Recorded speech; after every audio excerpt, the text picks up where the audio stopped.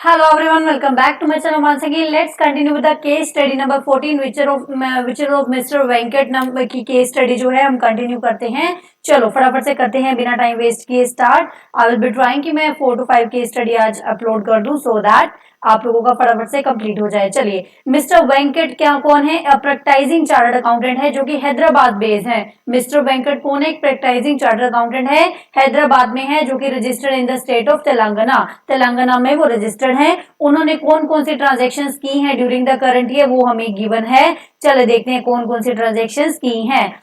He provided the consultancy services to the Quick Tools. Quick Tools जो UK based company है उसको क्या करा? कंसल्टेंसी सर्विस दी है। कंसल्टेंसी के लिए बिलिंग कितनी करी है? 95,000 यूरो की बिलिंग करी है। 95,000 यूरो की बिलिंग करी। ऑब्वियस ही बात है, वैल्यू ऑफ सप्लाई में 95,000 आएगा। Mr Venkat made travel to UK several times during the year incurred 5,000 rupees incidental charges. Incidental charges उसमें ऐड होंगे, बिल्कुल होते हैं इंसिडेंटल चार्जेस। क्यों? क्योंकि इन कनेक्शन विद आ गया ना, इन कनेक्शन विद दो सर्विस आ गया। वैट पेड भी ऐड होगा, बिल्कुल। क्यों? क्योंकि हमें बोला हुआ है जीएसटी के अलावा जो भी टैक्सेस पे किए वो एड ऑन हो जाएंगे, तो 5,000 भी हमारे यहाँ पे एड ऑन हो जाएगा।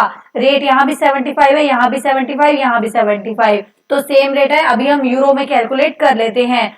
फिर क्या बोला गया? Tour also paid sum of euro 5,000 rupees और पे किए गए हैं। किस नाम के? 5,000 रुपीज पे किए गए interest on account of delay कर दी थी उन्होंने पेमेंट में, उसके नाम का इंटरेस्ट। मैं फिर से रिपीट कर रही हूँ इसका पॉइंट। जो भी डिले के नाम पे इंटरेस्ट या पेनल्टी है वो वैल्यू ऑफ सप्लाई में तो ऐड होगी, क्वेश्चन के बिल्कुल होगी, बट उसका जो टाइम ऑफ सप्लाई है वो तब आएगा जब वो पेमेंट की गई है, इंटरेस्ट या पेनल्टी की पेमेंट की गई है तब उसका टाइम ऑफ सप्लाई आता है, लेकिन वो वैल्यू ऑफ सप्लाई में एड ऑन होगी। उसके बाद देखते हैं क्या कह रहा है। Mr Venkat also hired service of professional firm. Mr Venkat ने प्रोफेशनल फर्म की कोई सर्विस हायर की गई है to complete the assignment of UK. जो क्विक टूर्स का असाइनमेंट था वो पूरा करने के लिए उन्होंने कोई सर्विस ली है जिसके ऊपर 10,000 यूरो पे किया है। अब ये 10,000 यूरो इन्होंने पे किया है, this was not recovered from quick tours. जब क्विक टूर से रिकवर ही नहीं किया, इट मीन्स इन्होंने अपनी पर्सनल कैपेसिटी में कोई खर्चा किया है। पर्सनल कैपेसिटी में कोई खर्चा किया है जो कि क्लाइंट से चार्ज नहीं किया जा रहा, तो वो वैल्यू सप्लाई में एड ऑन नहीं होगा, वो वैल्यू सप्लाई में एड ऑन नहीं होगा। तो वैल्यू सप्लाई यहाँ पे कितना बन गया? 95,000 प्लस 10,000 और कर दो, 1,05,000। अगर यूरो में पूछा आएगा तो 1,05,000 हो जाएगा। अगर डॉलर रुपीज में करना है तो मल्टीप्लाई बाय 75, मतलब 1,75,000 रुपीज। हम देखेंगे जैसा हमसे पूछेगा वैसा हम आंसर कर देंगे। यूरो हो गया ये, ठीक है। चलो नेक्स्ट क्या बोल रहा है? नेक्स्ट क्या कह रहा है? मिस्टर वेंकट की टैक्सेबल अर्निंग। मिस्टर वेंकट की टैक्सेबल अर्निंग इंडिया में कितनी है? 85 लाख रुपीज है। 85 लाख रुपीज टैक्सेबल अर्निंग है। इन एडिशन, इसके अलावा मिस्टर वेंकट ने क्या किया? रिटर्न फाइलिंग की सर्विस भी दी है, जो कि फ्री में दी है। फ्री में रिटर्न फाइलिंग की सर्विस दी है। किसको दी है? जो कि economically weaker section of society है। अब यहाँ पे आपको पता चल रहा है फ्री में दी है, फ्री से आपको पता चल जाना चाहिए it is without consideration. Without consideration सिर्फ वही एक्टिविटीज जीएसटी लगेगा जो शेड्यूल 1 में होंगी। विदाउट कंसिडरेशन पे उन्हीं ट्रांजैक्शन पे जीएसटी लगेगा, उन्हीं पर्संस के साथ ट्रांजैक्शन पे जीएसटी लगेगा जो कि क्या है? जो कि शेड्यूल 1 में गिवन है। अब इकोनॉमिक्स वीकर सेक्शन को आपने रिटर्न फाइल करी है, ऐसा कुछ भी हमने क्या शेड्यूल 1 में नहीं पढ़ा। विदाउट कंसिडरेशन है तो सेक्शन 711 में तो आएगा ही नहीं, 1A में तो आएगा ही नहीं, क्योंकि ये कंप्लीट ही नहीं करता एक कंडीशन को कि विदाउट कंसिडरेशन हो गया। और विदाउट कंसिडरेशन हम जाते हैं शेड्यूल 1 में। शेड्यूल 1 में भी ऐसा कुछ प्रोवाइडेड नहीं है, तो यहाँ पे इसके रिगार्डिंग कुछ भी वैल्यू ऑफ सप्लाई में कुछ भी, मतलब कुछ भी ऐसी अमाउंट नहीं है जिसपे जीएसटी लगेगा, तो ओपन मार्केट वैल्यू भी हमारे लिए किसी काम की नहीं है। तो सेकंड पॉइंट से हमारे लिए सिर्फ 85 लाख रुपीज ही काम की अमाउंट है। 85 लाख रुपीज ही ओनली काम की अमाउंट है। चलो चलो चलो चलो फटाफट से नेक्स्ट देखते हैं। In July Mister Venkat also provided the financial services. जुलाई में मिस्टर वेंकट ने क्या दिया?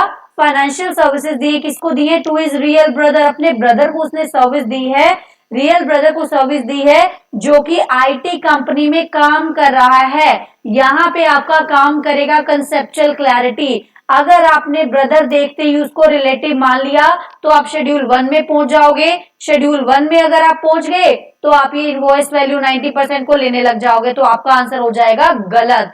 क्यों? क्योंकि आपको ये बात समझना होगा, brother is not a relative, brother is not a relative in GST. आप एक बार देखना, not a relative in GST, dependent वाले आ जाते हैं, ब्रदर जीएसटी नहीं है, sorry brother is not a relative in GST. तो जब हमारा कोई रिलेटिव नहीं है तो ऑब्वियस सी बात है, रूल 28, 27, 29 जो भी फालतू के हमने एक्स्ट्रा, फालतू के नहीं कहना चाहिए, एक्स्ट्रा जो हमने रूल्स पढ़े हैं वो नहीं आएंगे, जो सेम सेम रूल्स है सबने, है ना। तो रूल में हम नहीं जाएंगे। क्यों नहीं जाएंगे? क्योंकि brother is not a relative in GST until and unless अगर वो डिपेंडेंट है तो जीएसटी में नहीं आएगा। तो जो भी एक्चुअल में पे किया है वही हमारा चार्ज टू जीएसटी होगा, वही हमारा चार्ज टू जीएसटी होगा। यहाँ पे 7500 जीएसटी में चार्ज होगा। चलिए नेक्स्ट चलते हैं, क्या कह रहा है नेक्स्ट, क्या कह रहा है नेक्स्ट, कह रहा है डमडम इलेक्ट्रिकल्स लिमिटेड एक रजिस्टर्ड पार्टी है। कहां पे? गुवाहाटी में वो रजिस्टर्ड है, आसाम में रजिस्टर्ड है। उन्होंने मिस्टर वेंकट को बोला कि ट्रेनिंग सर्विसेज दो to the accounts and finance department को, ट्रेनिंग सर्विसेज दो। मिस्टर वेंकट ने क्या करा? ट्रेनिंग सर्विसेज दी, ट्रेनिंग सर्विसेज दी to the 50 employees of Dumdum electricals को ट्रेनिंग सर्विस दी है। कौन से होटल में? वेस्ट बंगाल के होटल में। हमें होटल वगैरह देखने की जरूरत नहीं है। क्यों नहीं है? क्योंकि जब ट्रेनिंग की सर्विसेज दी जाती है तो रजिस्टर्ड पर्सन, तो उसका रजिस्ट्रेशन जो है, रजिस्टर्ड पर्सन है तो लोकेशन ऑफ रजिस्टर्ड पर्सन ही क्या हो जाती है? प्लेस ऑफ सप्लाई हो जाती है। रजिस्टर्ड पर्सन है तो वही प्लेस ऑफ सप्लाई हो जाती है। चलो क्वेश्चन देखते हैं क्या कह रहा है। क्वेश्चन से हमें ऊपर ऊपर डायरेक्ट पता लग ही गया था। सबसे पहले देखो क्या कह रहा है, compute the value of supply made by Mr Venkat to quick tools in euros. Euros में हमने कितना निकाला था? 95,000 एक था और 10,000 हो गया था, 2 टू बार 5,000, 1,05,000 यूरोज हमारा आंसर आएगा। नेक्स्ट क्या कह रहा है? नेक्स्ट क्या कह रहा है, compute the aggregate turnover. Aggregate turnover में क्या क्या आएगा? एग्रीगेट टर्नओवर में एक तो 1,05,000 को 75 से मल्टीप्लाई करो, 78 लाख 75,000, फिर एक 85 लैक्स को ऐड करो, फिर ऐड करना था 7,500, 61 करोड़ से 63 लैक्स 82,500।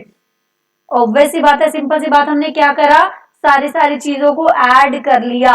हमने वहां पे 1,05,000 फिर 85 लैक्स और नीचे से आंसर गलत ना हो हमने 7,500 ही ऐड करना है, क्योंकि ब्रदर रिलेटिव नहीं है, ब्रदर रिलेटिव नहीं है। थर्ड पॉइंट देखते हैं क्या कह रहा है। थर्ड पॉइंट पूछ रहा है, what is the value of supply made by Mr Venkat to Mr Kamat if the Mr Kamat is the son of Mr Venkat. अगर वो उसका सन होता तो रिलेटिव बन जाता, रिलेटिव बन जाता तो ओपन मार्केट वैल्यू हमारे काम की हो जाती, रिलेटिव बन जाता तो ओपन मार्केट वैल्यू हमारे काम की हो जाती। तो आंसर हो जाता हमारा 75,000, आंसर हो जाता हमारा 75,000। नेक्स्ट देखते हैं क्या कह रहा है। बिल्कुल सही, 75,000 हमारा करेक्ट आंसर है। उसके बाद फोर्थ क्वेश्चन क्या कह रहा है? फोर्थ क्वेश्चन कह रहा है, place of supply of GST training. ये तो हम आसाम गुवाहाटी कर चुके हैं, B is the answer for the same. Yes, यहाँ पे फिनिश हुई हमारी 14th case study. I will be taking up 15th case study थोड़ी देर के बाद। चलिए मिलते हैं next time, till then take care, bye bye, share it with friends as well. And yes, TGS TCS का चैप्टर में जल्दी लेके आने वाली हूँ, और ऐसे लेके आने वाली हूँ कि आपको एग्जाम के लिए रेडी कराऊंगी from the study material only. Class में लर्न करेंगे कि आपको उसके बाद उठाना भी नहीं पड़ेगा, आप एग्जाम के डे पे 10-15 मिनट में उसको फिनिश कर देंगे। चलिए मिलते हैं next time, till then bye bye, take care.